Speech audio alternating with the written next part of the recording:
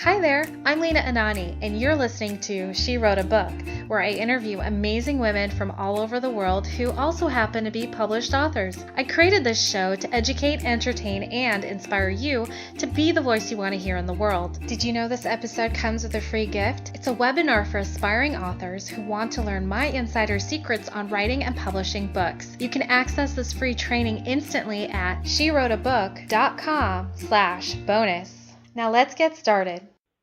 You are listening to episode number 12 of She Wrote a Book, and today I'm interviewing Meredith Eisenberg, author of the book, The Escape Plan, 6 Steps to Escaping the Job You Hate by Creating a Business You Love. Meredith and co-author Jasper Blake interviewed over 100 entrepreneurs who successfully created passion-based businesses on their podcast, Paycheck to Passion.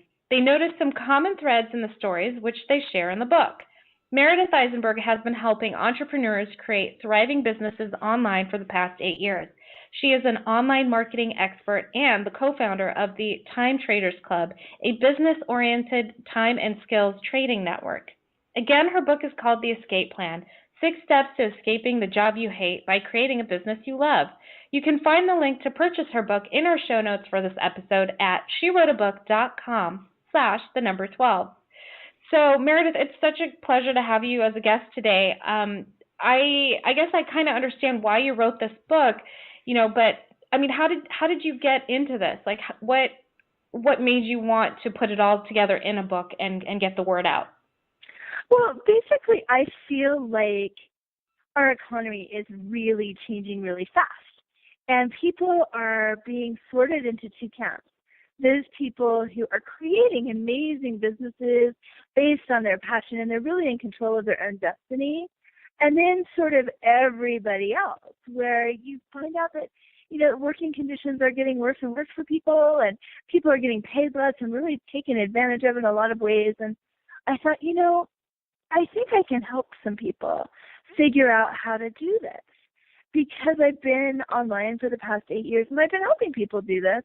And then plus we interviewed all of those people, and I really saw that there were some really basic things that they all had in common. And I'm like, you know what, this can sort of be a gift that I give, that I do my little bit to help more people end up on the right side of this change than on the wrong side. Awesome. So when you talk about escaping the job you hate, what's a common theme that people complain about the jobs they hate? Well, I think for a lot of people, what happens is their job takes over, right? And so they're working from, they have a long commute to begin with, right? So they're driving for an hour, hour and a half. And then they're working, more than 40 hours a week. And in this interconnected world, you're on email all the time, and you're on phone, and people are, calling and texting you even when you're on vacation. And that's one thing if it's your thing that you're building for yourself. But if you're building that for somebody else, it takes away your life. You're selling your whole life and your ability to do what you want to do in this world. And so people really start resenting the job that's taking up so much time. And a lot of the people we interviewed, Lena, it was really interesting. They got physically ill. And that's what motivated them to start their own businesses, because they got to the point where their body just said, look, I can't deal with the stress anymore. You need to find another way to live your life because this isn't working. That's very interesting. I can relate to that. I mean, I loved my job and I loved my boss, but there were days where things would get so hectic and I would just, my hands would break out with eczema. And I didn't know. I thought I had a food allergy. I went months getting tested, and I thought, trying to figure out what's causing, was it a food allergy? Was it an environmental allergy? And like many months later, I realized, no, it was a job allergy. So yeah, it can be, your body tells you for sure. I love that.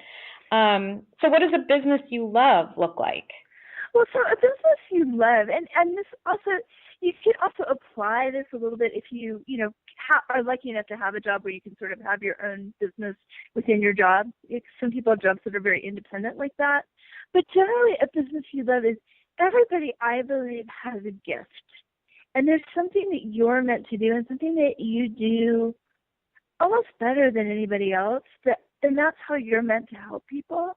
And so when you're in that flow, and I call it your zone of brilliance, that's when you're creating a business you love. And you need to, and part of what the escape plan does is it teaches you how to arrange your business, because this is what also happens is people start their business and they turn it into a job, which then you just are in a worse situation because you have 4 bosses instead of 1, and they don't coordinate with each other, so you're just working all the time. So by really being smart and really looking at the whole plan, you can create a business where you are doing what you are meant to do and what you love to do and what brings you joy every day, instead of just sitting there feeling chained to your computer, the electronic handcuffs, and banging your head against the wall because you're not doing what you're good at or what you like to do. That makes a lot of sense. And I think the element of freedom also, for me, the element of freedom helps define a business I love. And you made a very good point about how you go from leaving a job to starting a business that feels like a job. And I can actually relate to that too. And I know a lot of other entrepreneurs who can also relate to that, because you don't know anything else. You don't know any other way to do it. And so I think it's incredibly awesome that your book addresses that as the escape plan. So tell me a little bit more about the escape plan, the steps, and why are they important? Okay, so basically, people tend to leave off the second step and the last step of the escape plan, and I'll give them to you really quick. And the first is explore. So really getting deep, deep, deep into your why and what you're good at. The second one is serve, which is really thinking about what people need and the problem you're solving. Because a lot of people think about what they'd like to solve for people, but they don't actually think about how people frame that problem. So it's sort of, the C is the creation part, when you're actually putting up the website, hooking up the e-commerce, getting stuff up for sale. A is amplifying your message. People are really good at C and A. Like they create it and they amplify it, but then they don't go in the other directions very much. And P is perfecting. That's when you get your systems down and you keep tweaking it till it gets better and better and better. So not giving up, right? So that's right. A lot of times it doesn't work for people the first try. But think about anything you've done in your life. How were those first cookies you baked? Were they perfect? Probably not. Probably took a couple times before you figured out how your oven worked and, to get it just right. And then finally, the last one is E for expand or for exit. And that's basically your long-term view of at the end of the day, what is it that you're creating? And it's important to have that big 40,000-foot view from the very beginning, because if you're setting up, let's say you're doing a podcasting business, right? If you're setting that up just as you doing a podcast and maybe teaching people to podcast, that's, at the end of the day, you're not going to have anything because it's just going to be you and your labor. If you're creating products and books and an information empire, that's one exit plan.